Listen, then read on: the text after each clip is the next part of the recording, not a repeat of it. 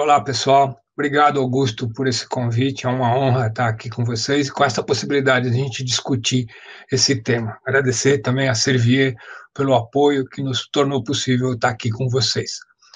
Quando a gente fala de insuficiência cardíaca, eu acho que tem alguns pontos que são bastante importantes, né? Quais são os desafios no tratamento e o papel da ivabradina nesse tratamento da insuficiência cardíaca? Eu acho que esses são os pontos que eu vou procurar estar discutindo com vocês, né? Então, acho que o primeiro desafio na insuficiência cardíaca é lembrar que a insuficiência cardíaca é uma doença com características malignas, com alta morbimortalidade. Então, quando a gente vê causas de hospitalização, né, no Brasil, a insuficiência cardíaca é o primeiro diagnóstico cardiológico, né? Claro, pode ser parto, que aqui é bastante frequente, fratura, e outras, pneumonia, mas insuficiência cardíaca é o primeiro diagnóstico cardiológico.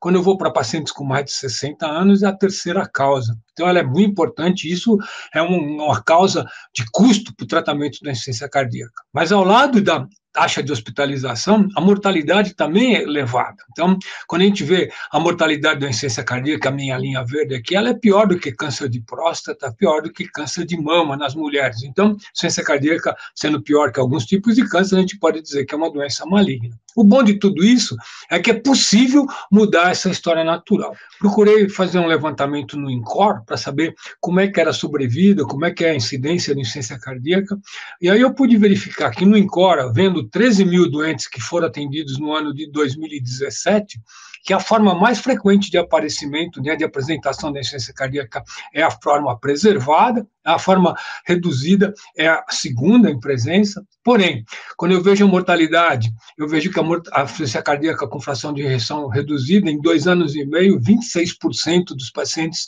com insuficiência cardíaca com fração de ejeção reduzida morreram. Os preservados morrem menos, mas não é desprezível a mortalidade desses pacientes. E é possível mudar a história natural, não é isso? Então, como é que se muda? A gente aprendeu no passado, né, ainda vigente até hoje, que é muito importante bloquear neurohormônio, né? Então, a ativação neurohormonal leva à piora progressiva daqueles pacientes e eu melhoro essa evolução usando IECA, BRA, beta-bloqueador, espirulactona.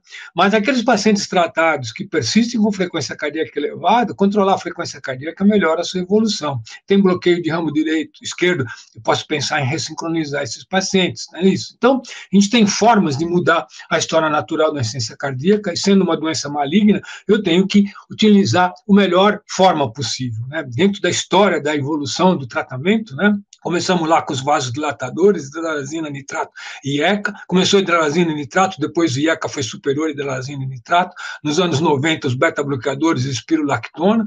Nos anos 2000 vieram o ressincronizador e o desfibrilador. Nos anos 10 apareceu a ivabradina, sacabutril, valsartana e agora acrescentou-se esse tratamento o sacabutril, o inibidor de SGLT2. Então, o tratamento é complexo, mas a gente tem que usar a melhor forma possível. E o tratamento é baseado em evidências.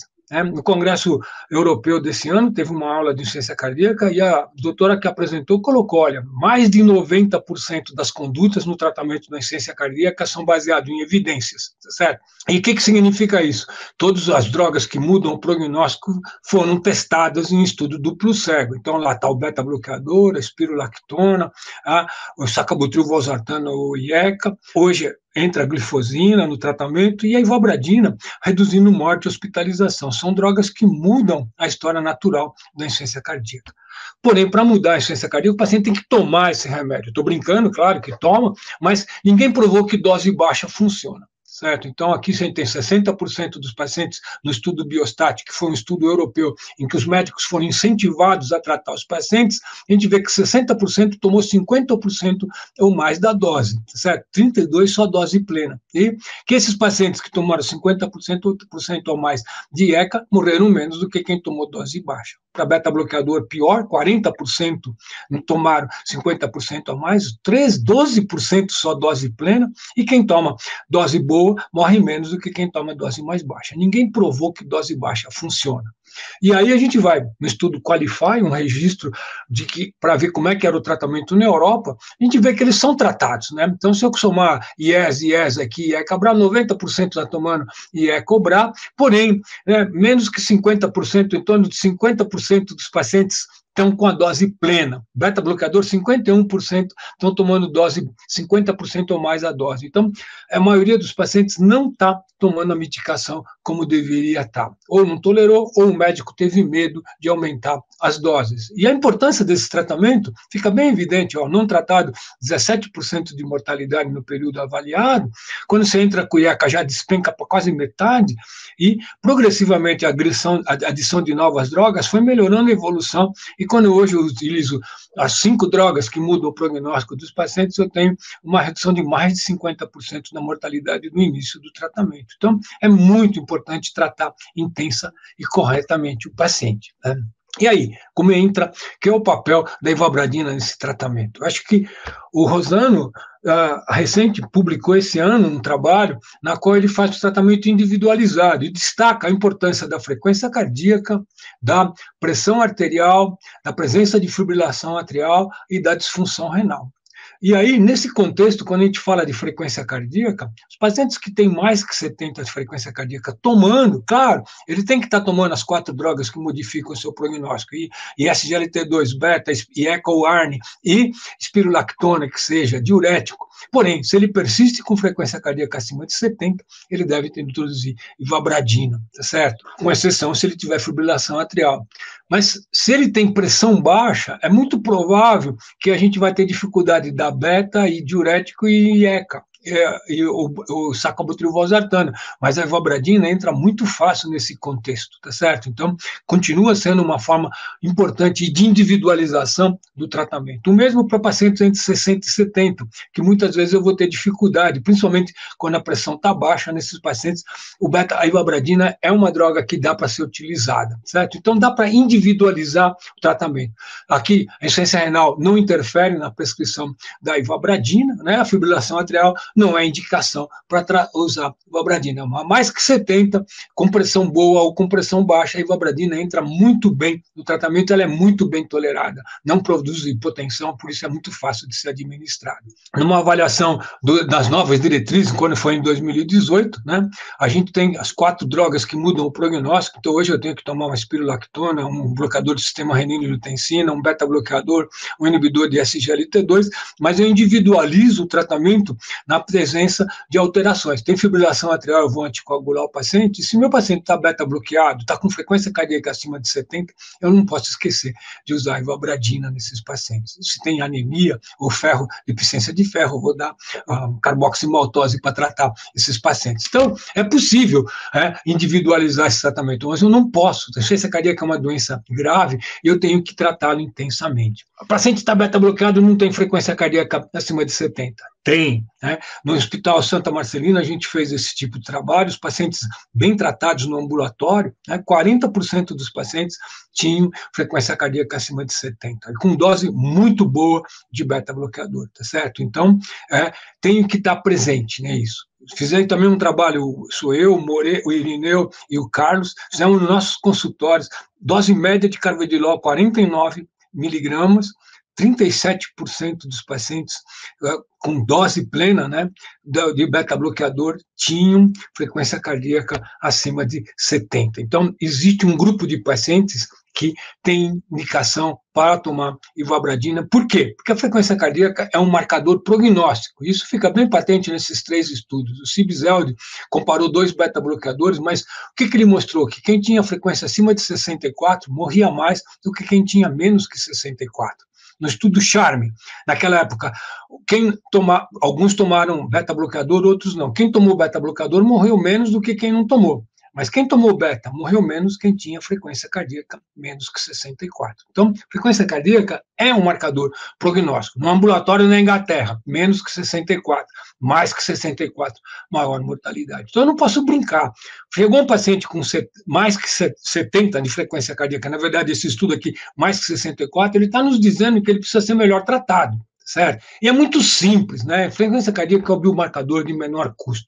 O que acaba acontecendo é que quando a gente encontra um pulso elevado, a gente com grande frequência acha uma desculpa. Está cansado, está nervoso, brigou com a esposa, teve algum problema e a frequência cardíaca está elevada. E não, né? Ela é um marcador de pior prognóstico, como a gente vê nitidamente aqui. Então eu preciso tomar uma atitude. E o estudo SHIFT mostrou que quando eu introduzo ivabradina num paciente que está Beta bloqueado, eu melhoro a evolução, a frequência cardíaca cai rapidamente, em 2 semanas eu já controlo a frequência cardíaca do paciente e melhoro a evolução desses pacientes a médio e longo prazo. Mostro para vocês a minha paciente, que eu comecei a tratar lá antes da existência da ivabradina, né? Eu tentava beta-bloquear essa paciente, né? E a gente vê que era difícil tratar esse paciente, a frequência cardíaca introduziu, então, chegam os novos beta-bloqueadores, a frequência cardíaca controla, mas o remodelamento não muda muito só com o beta-bloqueador. A frequência cardíaca persistia acima de 70. Introduzido ivabradina nesse paciente, a frequência cardíaca cai, tá certo? E o diâmetro ventricular cai, a fração de ejeção sobe. Remodela esse paciente. Ela continuou tomando, a frequência cardíaca foi escapando, ela estava tomando 5 miligramas de ivabradina, passado para 7,5, de novo, uma melhora da evolução. Essa paciente, uma periparto, está hoje com 22 anos de tratamento, sendo que ela tinha uma disfunção ventricular bastante importante, não teria todas as condições, né, 35 de fração de ejeção, mais de 70 do diâmetro ventricular, e está com uma qualidade de vida boa nos dias de hoje. Essa outra paciente é mais ou menos a mesma coisa, tomando beta-bloqueador, não controlava a frequência cardíaca dela como a gente gostaria, introduzido ivabradina, ela melhorou, caiu a frequência cardíaca, tinha melhorado o diâmetro ventricular e a fração de ejeção desse paciente, ela se sentiu tão bem, parou, piorou novamente, reintroduzido a medicação, reverteu o remodelamento cardíaco. Então a gente tem grandes evidências da importância de controlar a frequência no remodelamento e na melhora da evolução desses pacientes, tá certo? Então, quando é que eu devo introduzir ivabradina nos pacientes? Acho que é assim que se faz o diagnóstico. O paciente tem que estar com a frequência cardíaca controlada, tá certo? Melhora sintomas, melhora a taxa de internação, melhora a taxa de mortalidade, reverte o remodelamento cardíaco, né? Então, a gente tem que avaliar o paciente. A frequência cardíaca é um excelente marcador. Eu digo que quando o paciente vem para a gente com mais de 70 batimentos por minuto, é como se ele estivesse dizendo: doutor, eu estou mal medicado, por favor, reveja o medicamento que eu estou tomando. Pode aumentar o beta-bloqueador, ou então, quando está com uma dose boa de beta, lembrar de introduzir ivabradina. E é isso que a diretriz da American College, né, 2071, faz um apanhado, né, um consenso de expertos, e que ele mostra isso. O paciente tem que estar tomando as medicações que mudam o prognóstico, né? Naquele momento ainda não era sistemático, mas eu introduziria inibidor de SGLT2. Porém, se o meu paciente está bem tratado e persiste com frequência cardíaca acima de 70, eu devo tomar ivabradina para mudar a história natural dessa história da evolução do paciente. A diretriz brasileira também foi bastante feliz, coloca aqui que os pacientes têm que tomar, se o paciente está sintomático, ele tem que estar tomando um bloqueador do sistema renina-angiotensina, um beta-espirulactona, e um inibidor de SGLT2, mas se o paciente tem algumas características, por exemplo, persiste sintomático e está com um bloqueio de ramo esquerdo, sintomático, eu vou pensar em ressincronizar, mas se ele tem fração de ejeção comprometida e uma frequência cardíaca acima de 70, eu vou pensar em digoxina. Está fibrilando, vou pensar em digoxina. Tá? Só que fala-se em 3 meses, é um tempo enorme, 3 meses, metade dos pacientes já morreram, então isso, hoje a diretriz está propondo, a diretriz europeia está propondo que isso deve ser feito em 1 mês, 30 dias para a gente acertar. E a recém-apresentada diretriz no Congresso Europeu de Cardiologia, esse ano, mostra, para mudar a mortalidade dos pacientes, 4 drogas que mudam o prognóstico: bloquear o sistema renina-angiotensina, um beta, bloquear a planose espirulactona, inibidor de SGLT2. Se o paciente está sintomático ou não, eu vou dar diurético, vou ver se ele tem bloqueio de ramo, etc. E está aqui. Se o meu paciente tem frequência cardíaca acima de 70 em ritmo sinusal, não posso esquecer de ivabradina, que comprovadamente é eficaz. Né? Quando? Né? Assim que faz o diagnóstico, mas o paciente hospitalizado é um excelente momento para eu otimizar o tratamento. Lembrar que quando o paciente interna, com grande frequência a gente reduz as doses dos medicamentos, então muitas vezes o paciente sai mal medicado, ele entra naquela fase vulnerável, né? Mal medicado, então reinterna com grande facilidade, então pré-alta é o momento ideal para mim otimizar o tratamento, considerando frequência cardíaca como marcador, introduzir ivabradina nessa circunstância.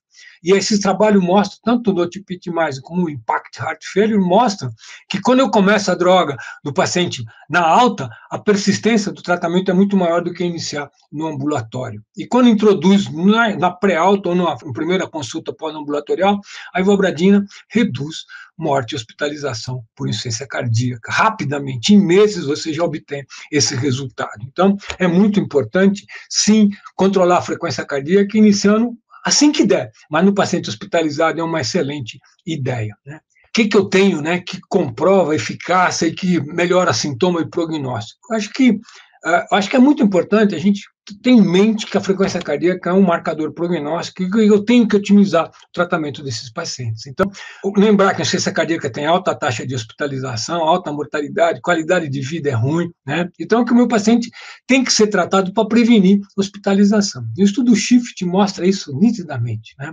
Quando você introduziu em pacientes tomando IECA, beta-espirulactona, você introduz ivabradina, reduz em 18% morte e hospitalização por IC. Mais que isso, predominantemente reduziu 26% hospitalização por IC, mas 26% morte por IC. E se fala, a mortalidade por todas as causas não reduziu. 0,9%. Bateu na trave, 10% de redução. Nós vamos ouvir falar agora de uma série de medicamentos, vericiguat, omencative, carboximaltose, drogas novas que introduziram, reduzem a hospitalização. 0 de redução de mortalidade. A ivabradina, não. A ivabradina reduz mortalidade. Se tivessem colocado mais 100 pacientes, possivelmente isso aqui teria sido significante. Então, é uma droga mais eficaz, fácil de ser otimizado, muito bem tolerado, reduz mortalidade em 10% e reduz hospitalização de IC, que é uma das grandes complicações que a gente tem, né? Alto custo nos pacientes com insuficiência cardíaca, né? Não só reduz a hospitalização, como múltipla hospitalização, mostrando que o paciente fica mais estável.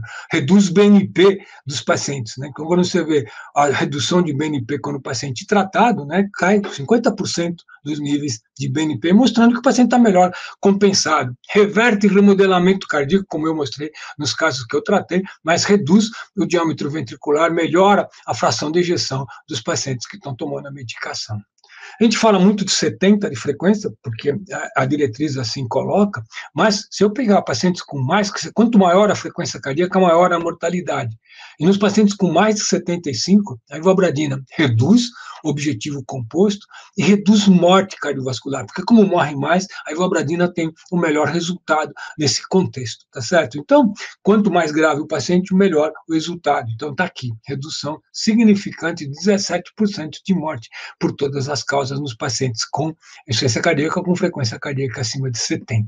Tratamento moderno hoje, meu paciente vai tomar sacubitril valsartana, como é que fica? Olha, esse trabalho do Lee é bem interessante, porque ele resolveu começar, tinha duas opções, começava um e depois introduzia o outro, ou começava juntamente os dois, não é isso? E o que ele observou, né? Que os pacientes que começou simultaneamente, certo? Tiveram uma melhor objetivo composto de morte ou hospitalização e a evolução melhor do que isso. Então, por quê? Estou tratando melhor o paciente está internado, ele vai tratar, vai receber a medicação, fica fácil de medicar, ele já sai melhor medicado e tem uma melhor evolução logo de início, quando se toma as duas medicações. Na verdade, eu tenho que tratar intenso e corretamente todos os meus pacientes, tá certo? Outra preocupação, muitas vezes, é que se eu usar a ivabradina vai reduzir a frequência cardíaca, eu não vou conseguir dar beta-bloqueador para esse paciente. O Bagre fez uma análise bem interessante, porque teve um grupo que ele começou a ivabradina com carvedilol e outro carvedilol sozinho. No segmento, os pacientes que tomaram as duas drogas juntos atingiram doses mais elevadas de carvedilol do que aqueles que começaram simples. Eu até entendo isso, porque quando melhora a frequência cardíaca do paciente, o paciente se sente melhor, melhora a pressão muitas vezes desse paciente, e eu consigo aumentar a dose do carvedilol mais do que quando ele está só com carvedilol. Subgrupos, né? Chagásico não tem frequência cardíaca acima de 70. O Edmar Bock, aqui do Instituto, né, no estudo SHIFT, pegou o número de pacientes com chagásico. É um número pequeno, mas novamente mostra que os pacientes chagásicos têm uma evolução, né, do ponto de vista de igual, né, se o paciente tem mais que 70 de frequência cardíaca sendo medicado com beta-bloqueador, o uso da ivabradina melhora a sua evolução. O N era pequeno, mas substância, foi suficiente para mostrar a melhora dos pacientes. Tem um outro trabalho bem interessante que também estudou em pacientes mais graves, né, frequência cardíaca mais elevada, fração de ejeção mais comprometida, e a gente vê no estudo que chama J-Shift que a ivabradina reduz significantemente a mortalidade desses pacientes e rapidamente também, a curva se separa rapidamente, mostrando que o uso da ivabradina nesses pacientes muda a história natural, melhora a frequência cardíaca, melhora o prognóstico, reduz morte, reduz hospitalização e reverte o remodelamento cardíaco, que é um importante marcador prognóstico. Né? Então, quem que é elegível? Quando você analisa os pacientes, né, tem que ter fração de ejeção menos que 35, tem que ter história de frequência cardíaca maior que 70, tem que estar beta bloqueado ou não, né, isso depende se ele tolerar, isso dá em torno de 30% dos pacientes que têm indicação. E além, tem que lembrar também que tem uma série de comorbidades que dificultam o uso de algumas medicações, como, por exemplo, hipotensão dificulta IECA, beta, espirulactona nos pacientes, DPOC, o beta-bloqueador fica difícil, e a disfunção, agora, no paciente com hipotensão, com DPOC, disfunção renal e diabetes, eu posso usar tranquilamente ivabradina, ela é muito bem tolerada, poucos efeitos adversos, o que permite tranquilamente utilizar essa medicação que auxilia substancialmente na melhora da evolução desses pacientes. Então, eu acho que a gente pode, concluindo, né, que a insuficiência cardíaca é uma doença com alta morbimortalidade, com características malignas, como a gente colocou no início, né, e o resultado, né, usando a medicação, controlando a frequência cardíaca menos de 60, muda a história natural. E então eu tenho que ter como meta, assim que chega o meu paciente, se ele está com frequência cardíaca elevada, mais que 70, não é taquicardia, mais que 70, eu vou rever o tratamento e vou otimizar. Se o meu paciente está tomando um beta, eu vou pensar seriamente, eu teria que estar usando nesse paciente ivabradina para controlar essa frequência cardíaca. E o paciente melhora, recupera a sua fração de ejeção e melhora a evolução de uma maneira geral. Então, eu acho que assim, a gente tem grandes evidências, né, que no mundo real hoje, a gente tem que estar prestando atenção na frequência cardíaca. E a frequência cardíaca é um indicador que o tratamento está bem ou mal feito. Se o meu paciente está bem tratado, ele tem que estar em ritmo sinusal com frequência menor que 70. Se ele está com mais que 70, ele está maltratado. E eu posso otimizar esse tratamento e mudar a sua história natural. Acho que essa é a grande mensagem que a gente pode tirar hoje no tratamento da insuficiência cardíaca. Muito obrigado. Temos algumas perguntas aqui para poder te fazer. Uma das perguntas, se Procuralan tem risco do paciente fazer bloqueio atrioventricular. Ele não age no NOAV, ela é uma droga que age no nó sinusal, então não tem, não é isso? A chance de fazer bloqueio atrioventricular. Ele é muito bem tolerado nesse contexto, então no nó sinusal lá em cima, o restante é, se tiver, por problema intrínseco dele, não por conta da ivabradina, não é isso? Uma outra pergunta, aumenta o risco de fibrilação atrial? Então, nos trabalhos houve uma certa discussão sobre isso ou não, mas na maioria dos estudos se mostrou que não. Né? Isso é bem tolerado e não provoca fibrilação atrial nos pacientes. A gente pode usar com tranquilidade a ivabradina. No paciente que tem aquela PA limítrofe com ICFER, a pergunta é, esse paciente provavelmente não vai tolerar um beta-bloqueador. Eu posso iniciar ivabradina sem beta-bloqueador para esse paciente? Eu quase que diria que deve, né? Já que a frequência cardíaca é um marcador prognóstico e o meu paciente não vai tolerar o beta-bloqueador, ele merece sim introduzir ivabradina. E é possível que esse médico tenha uma surpresa, né? Porque no momento que você baixa a frequência, melhora o desempenho do ventrículo, a pressão vai subir e eu vou poder usar na sequência o beta-bloqueador associado à ivabradina. Então, sim, é uma das grandes indicações para iniciar o tratamento com ivabradina sem beta-bloqueador. Excelente, porque tem uma outra pergunta que está linkando com essa, falando, a pergunta é, eu só posso usar o Procuralan se eu tiver com dose máxima de beta-bloqueador? Então, nas diretrizes sempre se coloca que é a maior dose tolerada, certo? Então, porém, a gente sabe da dificuldade que muita gente tem de aumentar a dose, como você já destacou, né, nas suas perguntas aí, tem paciente que é hipotenso, então, Não importa. Eu acho que a gente tem que ter como meta que tratar a insuficiência cardíaca é dar as 4 drogas que mudam o prognóstico, desde que seja possível, e introduzir ivabradina se a frequência estiver elevada. Se eu começo antes o beta, se eu começo antes a ivabradina, o que é importante é que no final do tratamento ele tem que estar com as 4 drogas, com a frequência cardíaca menos que 70. Então, posso sim começar antes, e é muito comum o paciente não tolerar a dose plena de beta, né, porque faz hipotensão, e aí a gente aumenta a ivabradina, e depois, como eu disse, mais para frente, o Barry mostrou isso, que eu vou conseguir dar doses mais elevadas do beta para esse paciente. A ivabradina pode ser utilizada no paciente chagásico? Então, pode. E o Edmar mostrou isso no estudo SHIFT, né, porque teve um grupo de 40 pacientes com tomar ivabradina no estudo SHIFT. O que se discute muito no chagásico é que, intrinsecamente, o chagásico, por uma doença dos nós AV, eles com frequência não fazem frequência cardíaca elevada, com uma certa frequência. Mas se ele tiver frequência cardíaca acima de 70, ele é um candidato igual a todos os outros pacientes a receber ivabradina, chagásico ou não. Precisa mensurar o BNP para prescrever ivabradina?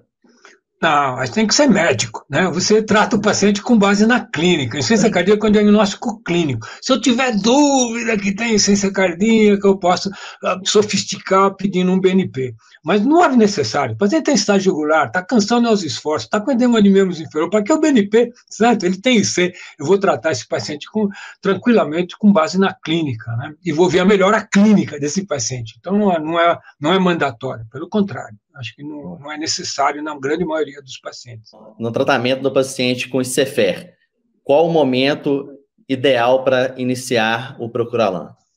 Assim, se a gente computar as coisas, hoje é mais frequente, dificilmente vem um consultório um paciente virgem de tratamento. Em geral, ele está com IECA, beta, espirulactona. E se ele vier com uma dose de beta, eu já vou introduzir ivabradina. Eu acho que é sempre assim. Eu tenho que estar em mente que frequência cardíaca acima de 70 é um marcador prognóstico e eu tenho que tratar muito bem aquele paciente. Se ele chegar sem beta, talvez eu prefira dar o beta, desde que a pressão permita, que ele não tenha DPOC, que ele tolere o beta-bloqueador, eu posso começar o beta e logo na sequência, né? Não esperar 3 meses, né? Em 1 semana, 2 semanas eu tenho que rever esse paciente, se a frequência persistir elevada, eu vou introduzir ivabradina para esse paciente, tá certo? Mas se você está na dúvida se ele vai tolerar ou não, você pode começar a ivabradina e na frente você vai introduzir o beta-bloqueador. Então, para mim, ivabradina entra assim que eu vejo um paciente que tem mais que 70 de frequência, e vou analisar. Eu acho que o ideal é IECA, beta, espirulactona, tá com as 3 drogas, eu introduzo a ivabradina para esse paciente, porque a frequência não está controlada. A ivabradina, infelizmente, ela ganhou um carimbo de droga antianginosa, né? E você tinha falado, você vai tratar um exame ou você vai tratar o paciente? E com isso, muita gente começou a usar ivabradina só se o paciente tivesse angina, né? Então, tratando um sintoma e não o paciente. E tem uma pergunta aqui, falando assim, ivabradina, eu só posso usar no paciente com ICFR isquêmica e com angina? Ou em outras formas de ICFR? Não, eu acho que em qualquer forma de ICFR, inclusive no paciente com doença coronária, que é a maioria dos pacientes que a gente vê. Ela é útil na angina, né? Porque frequentemente a angina, a dor precordial, é desencadeada pela frequência cardíaca elevada. Então, no momento que eu controlo a frequência cardíaca, eu reduzo as crises de angina do paciente. Mas isso é angina. Mas a insuficiência cardíaca, a fração de ejeção baixa, disfunção ventricular, eu melhoro com a ivabradina controlando a frequência cardíaca também. Então, são coisas diferentes. Eu acho que doença coronária merece tratar igualzinho às outras, também com ivabradina. Mas se não tiver angina e tem frequência cardíaca elevada, como você já me perguntou, doença de Chagas com frequência cardíaca elevada, miocardite, qualquer outra forma de apresentação com frequência cardíaca elevada, pode tratar com ivabradina, porque a frequência cardíaca é marcador prognóstico. Se eu baixar a frequência cardíaca, eu melhoro o prognóstico do paciente. Você está perguntando que se for para aquele paciente com difícil manejo da ICFR, tem que escolher entre bloquear o sistema renina-angiotensina-aldosterona ou reduzir a frequência cardíaca. Qual que é mais importante? Essa é histórico, né, isso? Mas, assim, a insuficiência cardíaca, ela é uma doença com estimulação neurohormonal elevada, tá certo? Então, de alguma maneira, é importante eu bloquear neurohormônio. Se a pressão não permitir, eu ficaria preocupado mais intensamente com a frequência cardíaca, poderia iniciar com a ivabradina, mas com uma intenção breve de introduzir o bloqueador neurohormonal, porque a ivabradina não bloqueia a renina, angiotensina, não bloqueia a adrenalina, então esse paciente tem uma potencial de evolução. Então eu posso usar a ivabradina precocemente, como o Bagre fez, tá certo?